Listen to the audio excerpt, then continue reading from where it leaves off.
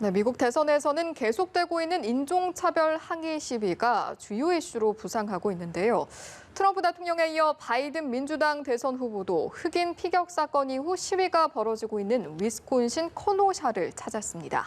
워싱턴 연결해 자세한 내용 알아보겠습니다. 이경희 특파원. 네, 그제 도널드 트럼프 대통령이 새 아들 앞에서 경찰에게 총격을 당한 제이컵 블레이크 사건이 발생한 위스콘신 커노샤를 방문했는데요. 오늘은 경쟁자 조 바이든 민주당 후보가 같은 곳을 찾았습니다. 그런데 행보는 전혀 달랐습니다.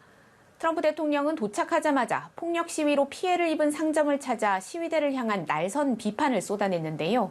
바이든 후보는 카멀라 해리스 부통령 후보와 함께 시위가 촉발된 총격 사건의 피해자 블레이크의 가족부터 만났습니다. 바이든 후보는 커노샤 방문을 결정한 이유에 대해 민주당 지지자들의 압도적인 요청이 있었다고 말했습니다. 바이든 후보가 위스콘신을 찾은 건 2년 만이고 민주당 대선 후보가 위스콘신을 찾은 건 2012년 이후 8년 만인데요.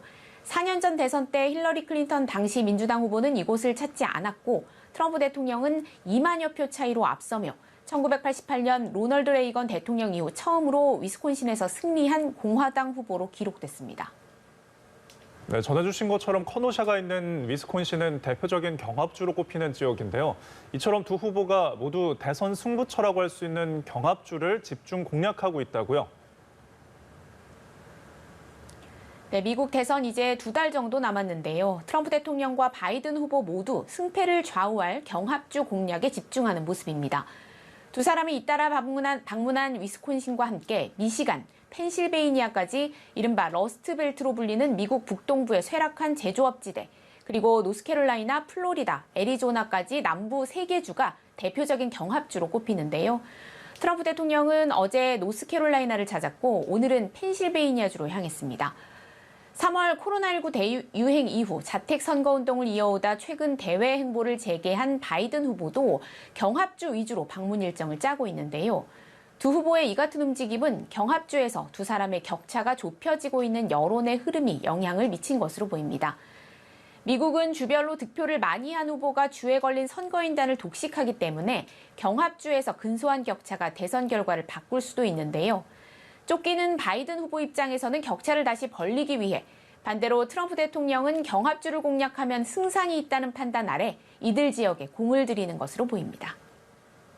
네, 한편 트럼프 대통령은 투표를 2번 하라는 뜻으로 오해를 살 수 있는 발언을 해서 논란이 되고 있다고요?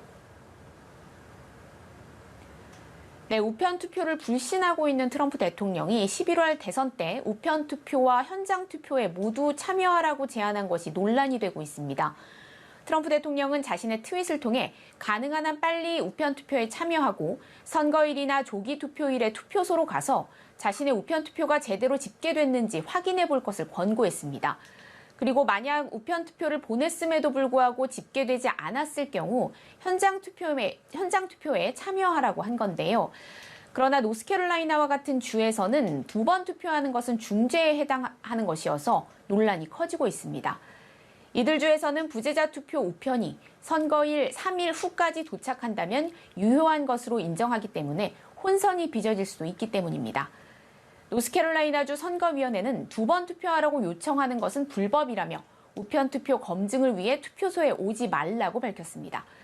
페이스북도 트럼프 대통령의 해당 발언이 담긴 동영상이 유권자 사기를 금지하는 정책을 위반한 것이라면서 이 영상을 삭제하겠다고 밝혔습니다. 지금까지 워싱턴에서 전해드렸습니다.